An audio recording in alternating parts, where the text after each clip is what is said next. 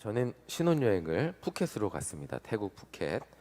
저는 서울 촌놈이었기 때문에 그 전에 해외여행이라고는 필리핀 선교를 가본 것이 전부였습니다. 세부가 되게 좋은 관광지라고 하는데 저는 세부 옆에 있는 섬 이름이 정확히 기억이 안 나는데 그냥 사람들 그 어촌 마을에서 그분들 먹던 그런 음식 먹은 기억밖에 나지 않습니다.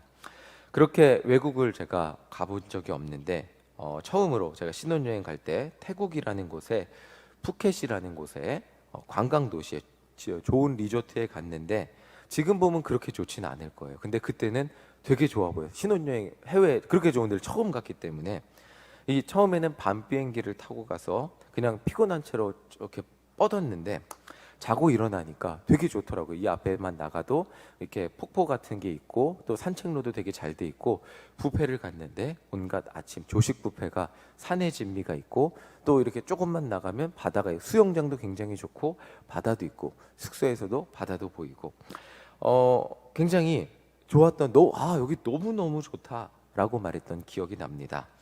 또 무엇보다 좋았던 점은 이 일상이 있잖아요. 뭔가 해야 된다는 제가 그 당시 유학을 준비하고 있었는데 영어 공부를 해야 된다는 그 스트레스가 상당했습니다. 그 뭔가 해야만 한다는 일들에 벗어나서 그냥 거기 가니까 아무 핸드폰도 로밍 그때는 이제 카톡도 없었거든요. 그 핸드폰도 로밍 안 해가고 모든 것에서 자유로울 수 있는 그렇게 쉬다 올 수 있었다는 것이 가장 좋았습니다. 오늘 본문인 요한계시록의 결론이 사실 요한이 말하고 싶은 내용의 핵심이라고 할 수 있습니다. 요한계시록의 중간에 묘사되어 있는 엄청 무섭잖아요. 무서운 환난과 역경들은 미래에 일어날 일이라고도 할 수 있지만 사실은 그 당시 성도들이 현실에서 예수님을 믿으면서 견뎌야 하는 각박하고 고통스럽고 어렵고 힘든 환난과 핍박이 반영이 되어 있는 것이었습니다. 생명의 구주라고 해서 예수님을 믿는데 우리의 생명을 구원하신 예수님의 십자가를 믿는데 그들의 현실은 그들이 견뎌야만 하는 현실은 어렵고 힘들고 두렵고 숨이 막히는 언제 고통당할지 모르고 언제 잡혀가서 사자굴에 찢김당할지 모르는 것이 그들의 현실이었기 때문이었습니다. 그러니까 초대교회 교인들은 지금 우리들처럼 지금은 예수님 믿는 게 안 힘들어요. 교회 나오는 게 안 힘든데 미래에는 예수님 믿고 천국에 가려면 이 모든 환난들을 각오해야 됩니다. 그러니까 여러분들 지금부터 마음의 결단을 잘 해놓으세요 라고 하는 그 느낌의 책이라기보다는 여러분들이 당하고 있는 지금 고난의 현실은 이거 너무 힘들고 어렵지만 앞으로는 더 힘들어질 수도 있습니다. 그런데 그게 끝이 아닙니다. 그것만 견디면 그 다음에 펼쳐지는 세상은 짠하고 등장합니다 라고 하는 것이 오늘의 결론이라는 것입니다. 예수님을 믿는 것이 이렇게 힘든 것인가? 어디까지 견뎌야 하는 것인가? 하는 이 의문을 가지면서 언제까지 참고 견뎌야 하지? 이런 성도들에게 사도 요한은 우리가 살고 있는 때는 마지막 환난의 때이지만 결국 이 환난이 심해지자 보면 하나님이 승리할 것입니다. 그리고 모든 어둠의 세력은 무너질 것이니까 조금만 견디고 힘내자고 격려하고 있는 것입니다. 그리고 만약 여러분들이 이 모든 환난과 어려움을 견딘다면 이런 놀라운 상급이 있을 겁니다 하면서 짜잔 하고 보여주는 것이 바로 어제와 오늘의 말씀이라는 것입니다. 여기는 아무나 들어갈 수 없어요. 누가 들어갈 수 있죠? 지금의 환난 그리고 앞으로 성도들이 견뎌야 할 그런 일시적인 환난을 잘 견뎌낸 성도들을 이 환난을 다 견뎌낸다면 그 성도들에게 주어지는 영원한 상급이 짜잔하고 있다는 것입니다.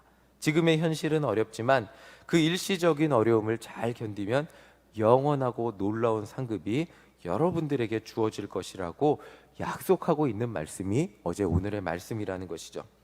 이 말씀을 읽으며 제 머릿속에 들어온 이미지는 이런 것이었어요. 마치 엄청 좋은 호텔을 지어놓고 막 엄청 좋은 리조트를 지어놓고 막 사람들이 인터넷 검색해보면 여기는 다른 호텔과 다르고 이게 좋고 이게 좋고 이게 좋고 세상에서 누릴 수 없는 놀라운 것들이 여기에 다 있습니다 라고 이미지를 보여주는 거예요. 차별된 곳, 세상에 그 어떤 곳도 없는 그 아름다운 곳, 새 예루살렘으로 오십시오. 이런 광고인 것 같은 거예요. 자, 이런 느낌인데 한번 자세히 살펴볼게요. 1절부터 다시 한번 읽어보겠습니다. 자, 1절 함께 읽어보겠습니다. 시작. 또 그가 수정같이 맑은 생명수의 강을 내게 부이니 하나님과 및 어린 양의 보좌로부터 나와서. 자, 이 첫 번째 이미지는 아주 한번 머릿속으로 떠올려 보겠습니다. 아주 수정같이 맑은 그 물을 보면 투명하게 예쁜 거예요. 물고기도 있고 너무 예쁜 강물이 흐르는 거예요. 물이 흐르고 있는데 그 물들이 너무 아름답습니다. 생각만 해도 마음이 편안해지지 않습니까?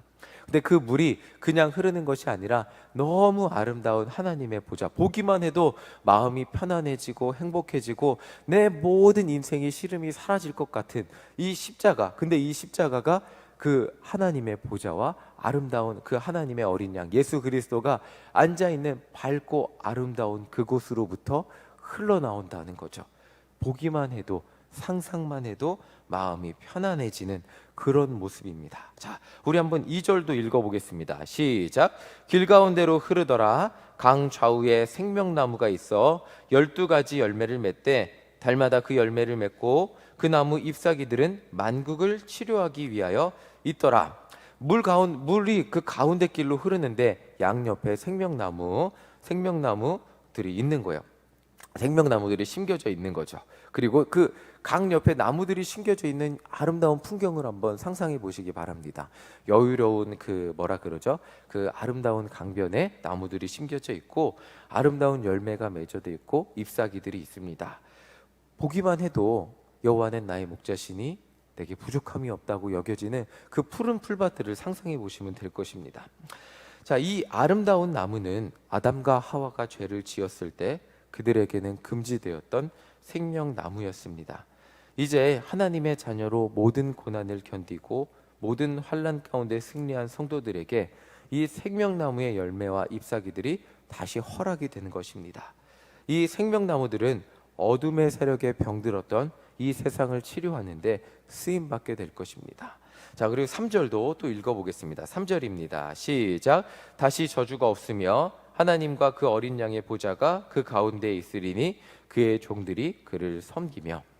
다시는 저주가 없다고 하는데 이 새 예루살렘에는 아름다운 풍경만 있는 게 아니겠죠. 풍경의 핵심에 뭐가 있죠? 사람들이 있습니다. 그 풍경을 거닐고 풍경을 여유를 만끽하는 그 사람들이 있어요. 구원받은 성도들이 모여서 그 풍경 가운데 행복하게 살아가고 있다는 것입니다. 이 땅에서는 사람들이 많이 모이면 좋겠지만 사람들이 모이면 당연히 사람들의 어두운 마음도 모이기 마련입니다. 사람들의 사랑만 모이면 좋겠지만 현실에는 사람들이 모이면 사람들의 여러 가지 목소리도 나오게 되고 또 분쟁도 있고 감정의 아픔들도 생기고 서로 간에 어려움도 생깁니다.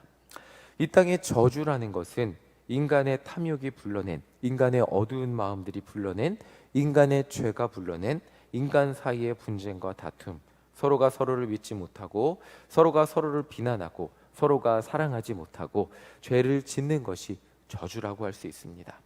그러나 새 예루살렘에는 사람과 사람이 모여 있음에도 불구하고 다시는 저주가 없고 사람과 사람이 있는데 분쟁이 없고 사람과 사람이 있는데 다툼이 없고 사람과 사람이 있는데 사랑만이 존재한다는 것입니다. 사람들은 모두 하나님과 어린 양의 보좌를 바라보며 하나님을 찬양하며 기쁨을 누리게 될 것입니다. 자, 4절입니다. 4절 한번 읽어보겠습니다. 시작. 그의 얼굴을 볼 터이요 그의 이름도 그들의 이마에 있으리라. 지금 이 세상에서는 그 누구도 하나님의 얼굴을 볼 수가 없어요. 모세도 하나님의 얼굴을 보지 못했다 그러는데, 그러나 모든 고난을 견디고 승리한 하나님의 자녀들은 하나님의 얼굴을 당연히 보게 된다는 거예요. 그런 특권을 누리게 된다는 거예요. 이제는 너무나 당연히 하나님의 얼굴을 보게 되어서 특권이 아니게 되는 거예요. 당연하게 보게 되니까 특권이 아니게 되는 거죠. 조금이라도 인간의 마음에 죄가 있다면 하나님의 얼굴을 보는 걸 감당할 수 없을 텐데, 이제는 그 모든 마음의 죄들, 그 모든 마음의 인간의 부정적인 것들이 다 사라져서 하나님의 얼굴을 보게 된다는 것이죠. 여러분 마음의 어두움, 여러분 마음의 갈등, 여러분 마음에 나도 어떻게 주체할 수 없는, 나도 어떻게 통제할 수 없는 그 수많은 부정적인 마음들이 하나님 안에서 다 사라지게 될 것이라는 겁니다. 그때 하나님의 얼굴을 보게 된다는 것이죠. 이게 놀라운 약속이라 할 수 있습니다. 자, 이제 5절입니다. 5절 읽어보겠습니다. 시작. 다시 밤이 없겠고 등불과 햇빛이 쓸데없으니 이는 주 하나님이 그들에게 빛이심이라. 그들이 세세토록 왕노릇 하리로다. 성경에서 밤의 의미는 어둠, 죄, 내가 방심하는 순간을 의미합니다. 그래서 다윗은 잘 자고 일어나는 것이 감사하다고 했습니다. 왕에게는 밤이 가장 두려운 순간이에요. 내가 의식 없이 뭔가 내 의지를 그냥 내려놓는 순간, 자는 순간. 암살도 밤에 잘 일어나고 전쟁도 밤에 일어납니다. 이 밤이라는 순간이 모든 불편하고 갑작스러운, 나를 당황시키고 두렵게 하는 일들이 일어나는 순간이에요.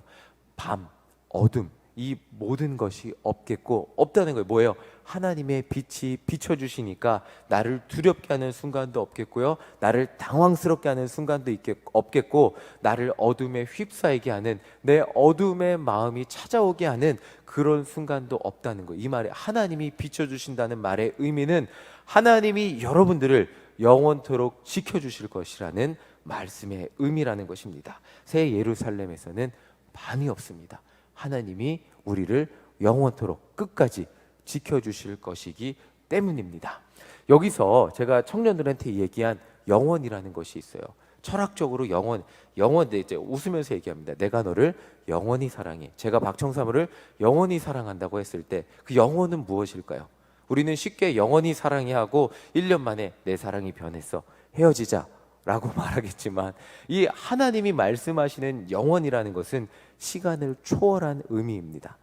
영원이라는 것은 시간을 담고 있는 것 같지만 결국에는 끝도 없는 시간 속에서 끝이 없는 것을 의미하는 거예요. 끝이 없다면 시간도 의미가 없어지겠죠. 하나님은 영원을 약속하시는 거예요.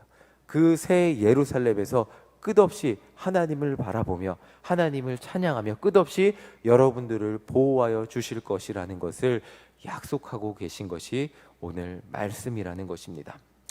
어제 말씀부터 우리는 너무나 가고 싶게 만드는 새 예루살렘 소개, 그런 광고 책자를 보고 있습니다.